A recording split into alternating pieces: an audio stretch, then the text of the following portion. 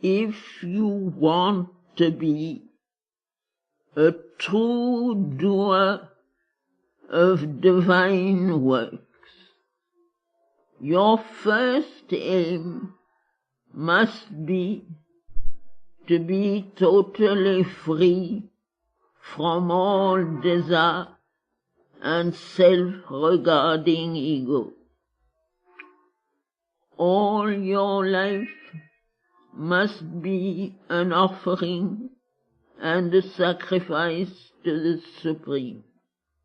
Your only object in action shall be to serve, to receive, to fulfill, to become a manifesting instrument of the divine Shakti in her work. You must grow in the divine consciousness till there is no difference between your will and hers.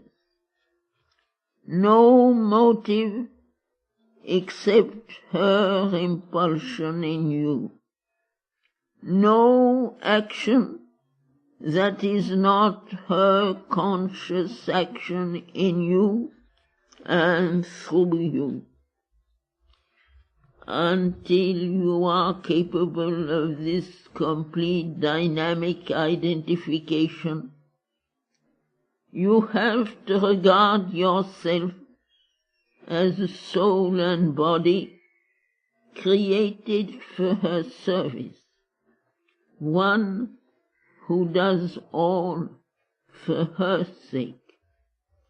Even if the idea of the separate worker is strong in you, and you feel that it is you who do the act, yet it must be done for her.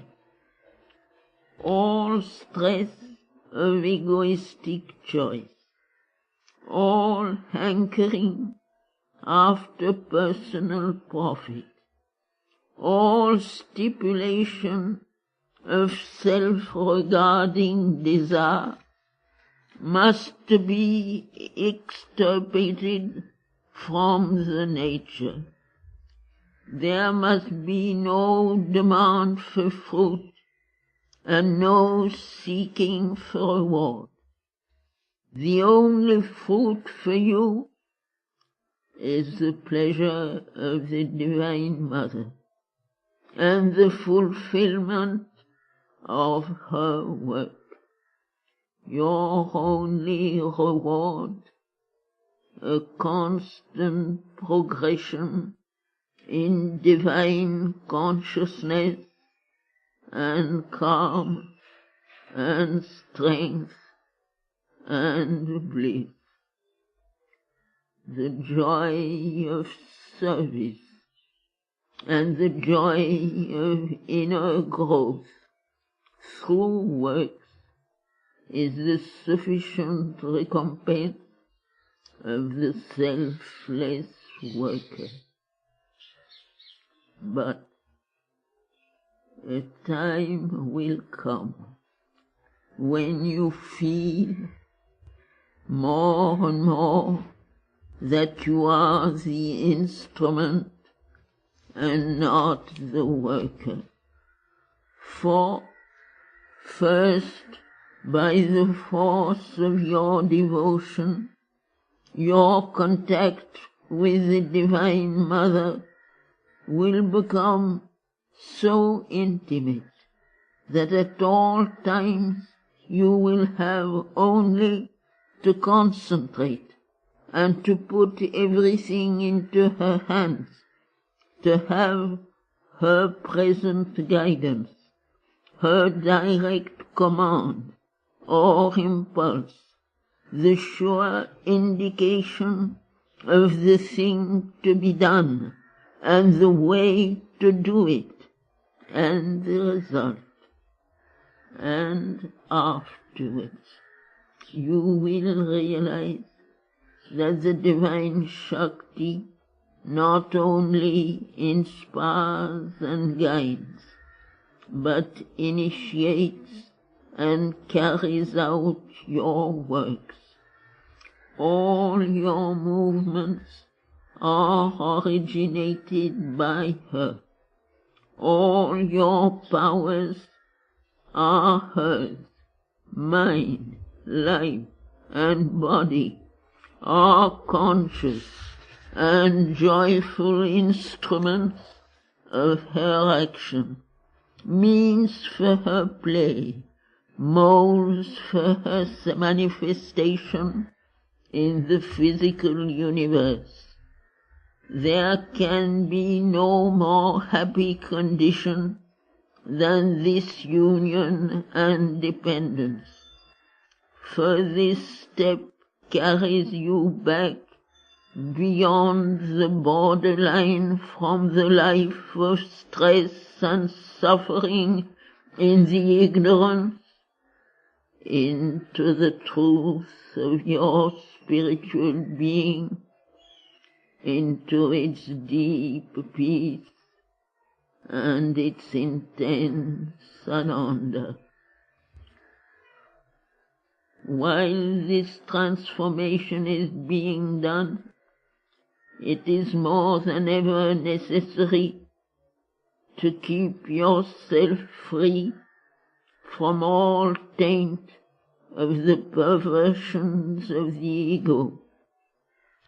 Let no demand or insistence creep in to stain the purity of the self-giving and the sacrifice. There must be no attachment to the work or the result, no laying down of conditions, no claim to possess the power that should possess you, no pride of the instrument, no vanity or arrogance.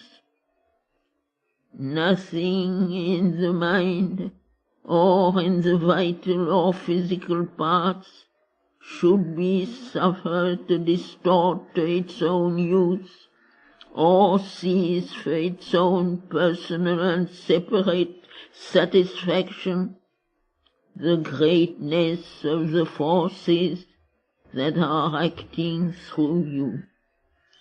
Let your faith, your sincerity, your purity of aspiration be absolute and pervasive of all the planes and layers of the being. Then every disturbing element and distorting influence will progressively fall away from your nature. The last stage of this perfection will come when you are completely identified with the Divine Mother and feel yourself to be no longer another and separate being, instrument, servant, or worker, but truly a child and eternal portion of her consciousness and force. Always she will be in you and you in her. It will be your constant, simple, and natural experience that all your thought and seeing and action, your very breathing or moving, come from her and are hers. You will know and see and feel that you are a person and power formed by her, out of herself, put out from her for the play, and yet always safe in her being of her being, consciousness of her consciousness, force of her force, Ananda of her Ananda.